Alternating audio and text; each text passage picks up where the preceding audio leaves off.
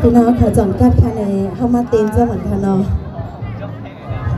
เรื่องสิ่งหลังๆบันกำหนึ่งค่ะค่ะ